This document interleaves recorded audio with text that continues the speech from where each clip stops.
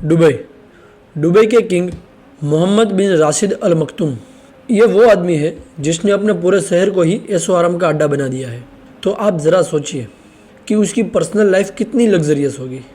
उसका अंदाज़ा लगाना शायद इतना मुश्किल नहीं होगा। शेख मोहम्मद बिन राशिद अल मखतूम न सिर्फ दुबई के किंग हैं, बल्कि वो पूरे यूनाइटेड अरब एमिरेट्स के वाइस प्रेसिडेंट भी हैं। उसके पास बेशुमार दौलत है। न्यूज़ के मुताबिक दुबई के किंग 4 बिलियन यूएस डॉलर के मालिक हैं। यह तो सिर्फ ऑफिशियल फिगर है। इन्वेस्टिंग के मुताबिक इनकी डायरेक्ट और इनडायरेक्ट तमाम प्रॉपर्टी और इन्वेस्टमेंट को मिलाया जाए तो दुबई के किंग 13 बिलियन डॉलर के मालिक बनते हैं। इंडियन करेंसी में यह रकम करीब 1000 अरब से भी ज़्यादा बनती है। अब जाहिर है इतनी बेशुमार दौलत अगर किसी के पास होगी तो उसके खर्चे भी उसी लेवल पर होंगे। शेख मोहम्मद की कार के बारे में बात की जाए तो उसके पास दुनिया की सबसे महंगी और लग्जरियस गाड़ियाँ शामिल हैं, जिसमें रोल्स रॉयल, बुगाटी और डेवल 16 जैसी गाड़ियाँ भी शामिल हैं। लेकिन शेख को ज़्यादातर मर्सिडीज G60 में ही देखा जाता है, जो शायद शेख की फेवरेट कार है। इनकी हर गाड़ी का नंबर दुबई 1 ही है, जो दुबई का VIP नंबर कहलाता है, और उनको दुबई के किंग के अलावा कोई भी खरीद नहीं सकता। हैरान कर देने वाली बात तो यह है कि उनके नंबर प्लेट की कीमत ही उनकी गाड़ियाँ से ज़्यादा है। इनकी सबसे महंगी गाड़ी डेवल 16, जिसकी कीमत 2.2 मिलियन डॉलर है, लेकिन दुबई 1 ये नंबर प्लेट की कीमत 14 मिलियन डॉलर है। अब बात करते हैं घर की। दुबई के किंग मोहम्मद बिन राशिद अल मखतूम दुबई में ही ज़बीला पैलेस में रहते हैं। यह पूरी जगह 150 एकड़ में फैली हुई है और इसमें कई सारे महल हैं।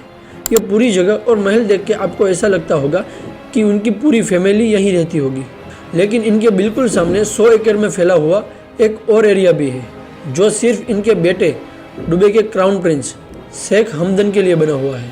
बात अभी यहाँ ख़त्म नहीं हुई। 6 शादियाँ करने वाले और 26 बच्चों के बाप ने रहने के लिए सिर्फ ये 2 महल ही नहीं रखे। दुबई में ही 2 प्राइवेट आइलैंड भी शेख के पास मौजूद हैं।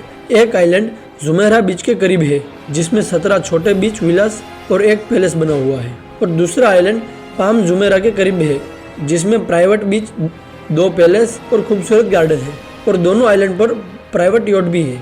सिर्फ 1-2 नहीं, हर आइलैंड पर 4 से 5 यॉट मौजूद है। इन सब यॉट के अलावा दुबई के किंग के पास एक सुपर यॉट मौजूद है, जिसको दुबई यॉट का नाम दिया गया है। ये यॉट बेहद ही लग्जरियस है। इस यॉट को करीब 400 मिलियन डॉलर यानी 3200 करोड़ के आसपास तैयार किया गया था। इस यॉट को दुबई में प्यार से फ्लोटिंग बुर्ज अल अरब कहा जाता है। यह यॉट 513 फीट लंबी और 8 फ्लोर वाली है। इस यॉट में सब कुछ मौजूद है, लेकिन इस यॉट की खास बात यह है कि इसमें एक सबमरीन भी मौजूद है। समुंदर के अंदर अगर मन हो कभी कुछ देखने का तो ये बड़ी आसानी से देख सकते हैं। शेख मोहम्मद बिन राशिद अल मखतूम की दौलत सिर्फ दुबई तक ही सीमित नहीं है। एक रिपोर्ट के मुताबिक दुबई के शेख की एक बहुत बड़ी प्रॉपर्टी लिस्ट लंदन और पोलैंड में भी मौजूद है। एक रिपोर्ट के मुताबिक पूरे ब्रिटेन में दुबई के किंग की 1 लाख एकड़ से भी ज़्यादा ज़मीन है। एग्जैक्टली यह तो पता नहीं लगाया जा सका कि शेख की टोटल कितनी प्रॉपर्टीज़ है। ज़्यादातर प्रॉपर्टी उसने थर्ड पार्टी कंपनी के जरिए परचेस कर रखी है, और यह कंपनी टैक्स फ्री कंपनियों में रजिस्टर है। शेख के पास ब्रिटेन में 63,000 एकड़ में फैला हुआ ये कंट्री हाउस भी है, जिसमें 58 बेडरूम और 3 हेलीपैड भी है। अब बात करते हैं घोड़ों की। दुबई के किंग को रेस के नस्ली घोड़ों का इतना शौक है कि जहाँ पर अच्छा घोड़ा नीलाम होता हो तो वो उसे मुंह मांगे पैसे देकर खरीद लेते हैं। आप ज़रा ये घोड़ा देखिए। इसको हाल ही में 4.3 मिलियन डॉलर यानी 345 करोड़ में खरीद कर सबको हैरान कर दिया। बिजनेस। दुबई के लगभग सारे बिजनेस में कहीं ना कहीं तो इसका नाम नजर आ ही जाएगा। एम्बेरेट्स एयरलाइन से लेकर रियल एस्टेट और कंस्ट्रक्शन कंपनी जैसे अरबों डॉलर का फायदा घूम फिर के दुबई के किंग के पास ही आता है। वैसे तो एम्बेरेट्स एयरलाइन ही इनकी है, तो उन्हें कोई प्राइवेट प्लेन की ज़रूरत तो नहीं है, लेकिन शेख के पास 2 फुल्ली कस्टमाइज बोइंग 747 मौजूद है। सिर्फ एक जहाज की कीमत 400 मिलियन डॉलर है, यानी 3000 करोड़ से भी ज़्यादा है। लेकिन इस अमाउंट से ज़्यादा तो उसने अपनी एक्स वाइफ को डिवोर्स के समय दिए थे। मोहम्मद बिन राशिद के सालाना खर्चे पूरी दुनिया में ही फेमस है, लेकिन 2019 में जब इंटरनेशनल न्यूज़ के हेडलाइंस में शेख का नाम आने लगा, शेख की सबसे छोटी बीबी प्रिंसेस हया ने यूके की कोर्ट में डाइवोर्स सेटलमेंट के लिए 1 बिलियन पाउंड यानी 10,000 करोड़ का दावा किया। यह केस 2 सालों तक चलने के बाद कोर्ट ने 2021 में दुबई के किंग के खिलाफ फैसला दिया और हुक्म किया कि वो अपने एक्स वाइफ को प्रिंसेस हया को 550 मिलियन पाउंड यानी करीब 5000 करोड़ डाइवोर्स सेटलमेंट में अदा करें। केस के दौरान प्रिंसेस हया ने बताया था कि जब वो दुबई में रहती थी तब उनके पास लिमिटलेस पैसों का एक्सेस होता था, यानी कि उसे जो चाहिए वो खरीद सकती थी। उसने कोर्ट को यह भी बताया कि सिर्फ उनके पास 15 से 20 लग्जरी मेंशंस, एक सुपर यॉट और कई सारे प्राइवेट जेट भी होते थे। उन सब चीज़ों के साथ साथ प्रिंसेस हया को पैलेस का खर्च चलाने के लिए हर साल $100 मिलियन यानी 800 करोड़ से भी ज़्यादा की रकम दी जाती थी और सिर्फ शॉपिंग वगैरह के लिए $11 मिलियन यानी 80 करोड़ के आसपास मिलते थे, और वो भी सिर्फ एक बीबी के, और उसके पास तो 6 बीबियाँ हैं। यहाँ तो एक भी नहीं संभाली जा सकती। दोस्तों, शेख मोहम्मद बिन राशिद अल मखतूम ने एक इंटरव्यू में बहुत ही बड़े कमाल की बात कही थी। हमें उससे थोड़ा सीखना भी चाहिए। ये देखिए। अरे राजाओं के राज नहीं, साम्राज्य चला गया भैया, इससे बड़ी और त्रासदी क्या होगी।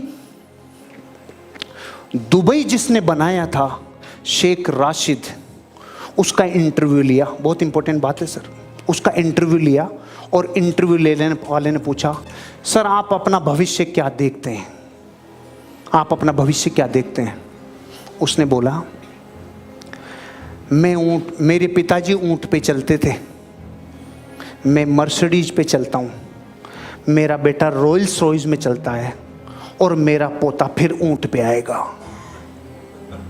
इंटरव्यू छपा हुआ है, गूगल पे पूरा सर्च कर लेना। शेख राशिद से जब पूछा कि आपका भविष्य क्या देखते हो, कि मेरे पिताजी ऊंट पे थे, मैं मर्सिडीज बेंज में चलता हूँ, मेरा बेटा रोल्स रॉयस में चलता है और मेरा पोता फिर ऊंट पे आएगा।